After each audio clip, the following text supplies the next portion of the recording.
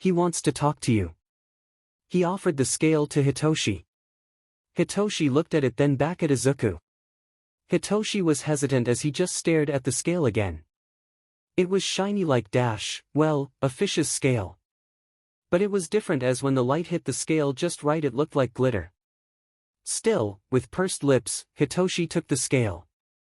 I like the Lion King too. Though, I was going to suggest Lilo and Stitch. The voice wasn't what Hitoshi was thinking would greet him. It was soft and welcoming. Ha, you. Like Lilo and Stitch? Yeah. I would play it on nights when I was particularly lonely. It helped me cope at times. You know. Hitoshi felt his brow furrow. Yeah, I guess you could say the same thing about Lion King with me. I helped me on those particularly lonely nights. I watched it so many times that I broke the VHS tape. Izuku's brow furrowed, almost mimicking Hitoshi. VHS tape? Yeah, I was in foster care for a while when I was a kid. Don't worry, I'm back with my parents now. It was just that the foster parents I did have were pretty poor. So poor all they had were VHS tapes and a VHS player. Crazy, right? Those antiques were actually pretty cool, until I broke the film and caused it to get wrapped up in the VHS player. He found himself rambling with a bit of a fond smile. He then laughed. I was so distraught, I thought my foster parents were going to beat me, you know? But no, they were cool. Why am I explaining all of this to you? Hitoshi caught himself just a little too late. He then looked at Todoroki, who also seemed invested in Hitoshi's story. Izuku gave him a smile. You can continue, I don't mind. Hitoshi felt himself pull a bit of a face as he then shook his head. No, I'm done. Here. He handed Todoroki the scale back and then focused on the TV just as Mina brought Disney Plus up. He crossed his arms and turned his back to the tank. With him being so close to the tank he could hear Izuku swish around every so often. Mina pressed play. The title screen started and the first song began to play. Hitoshi and Todoroki both jumped when several students screamed. Naaya!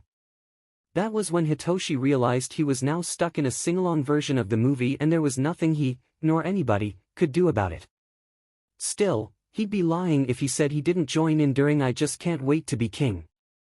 That song slaps and nobody could tell Hitoshi or the others that joined in otherwise. You knew this could be a possibility, Yagi told Shoyuta as he fixed the tie around his neck. Shoyuta grumbled a little as he put his hair up off of his shoulders.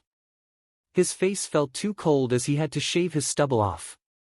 I know it could have been. It doesn't mean I have to like it, came his tired grumble once his hair was in the hair tie. Once his hair was up he made sure he looked presentable before turning to Yagi. Well? You look fine. Don't be nervous. I'm not nervous. I'm a hero, we can't be nervous. A soft laugh left Yagi's mouth. Well, I'm nervous. He admitted. They could. He trailed off. Let's just hope for the best. Agreed. Come on. It's time. Shoyuta sucked in a deep breath and followed Yagi out of the bathroom. Together the two men walked in step towards the main room at the end of the hallway.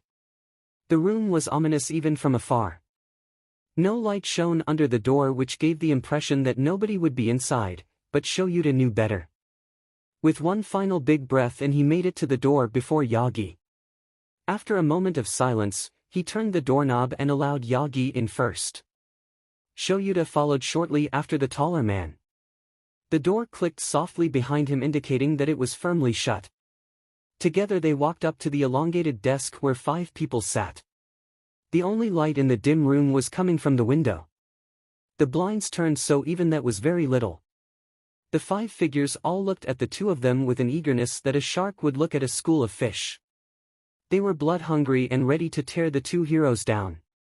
This was, of course, the leaders behind the Hero Public Safety Commission today.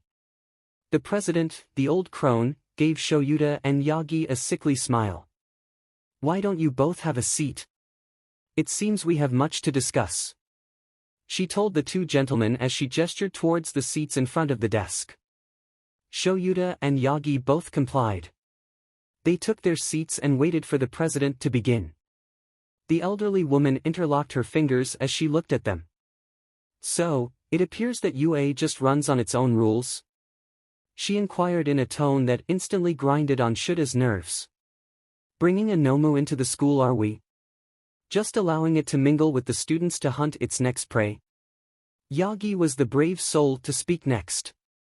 It's not like that, ma'am. Izuku is, he's not like any Nomu we encountered. The president wasn't amused as she looked down on the two of them. Why? Because he can talk. Because he can form coherent thoughts and sentences?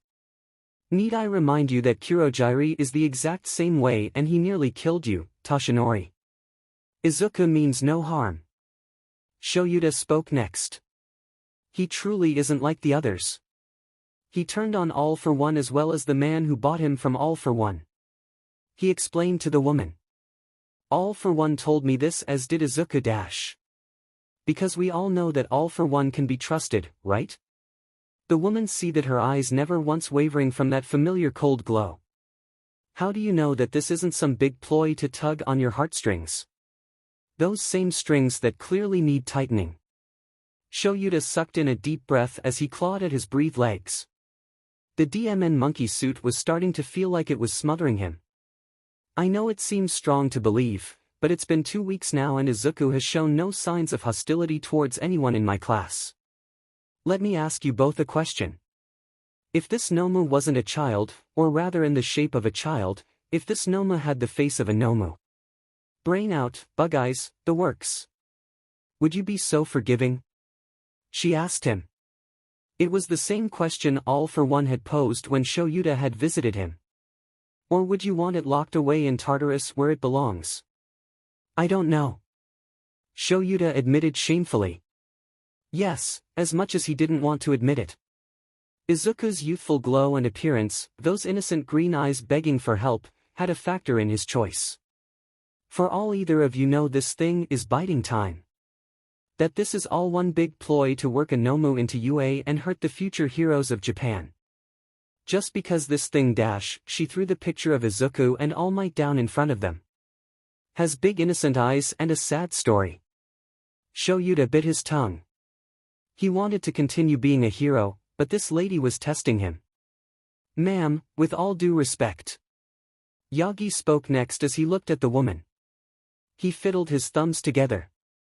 Izuku really doesn't act like any Nomu we've seen. It's to the point that, we don't even know if he's a Nomu. As, Nomus are typically dead. Is that supposed to be comforting, Yagi?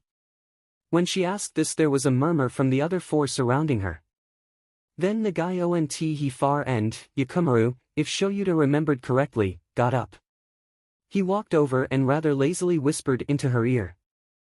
She listened and her eyes gave nothing away. Tokumaru finished and sat back down in his seat. The woman stared at the two men in front of her. Well, it's clear that you two fools feel for this abomination dash. Shoutout ground his teeth while keeping the death grip on his leg. So, I'm willing to listen to your pleas. If you say this thing is more human than Nomu, then fine. After all, there are very, very little that we know about Nomus to begin with. This is a unique case we have on our hands. So, Izuku can stay in UA as long as he's not a threat? Yagi asked a little hopeful. Him. Yes. Shoutout did not relax as Yagi did. He knew these bastards too well. Provided dash, Yagi tensed right back up at that single word. Shoutout was afraid he was going to dig a hole in his pants at this point. You allow us to take Izuku out of UA twice a week. After all, this is something rare on our hands.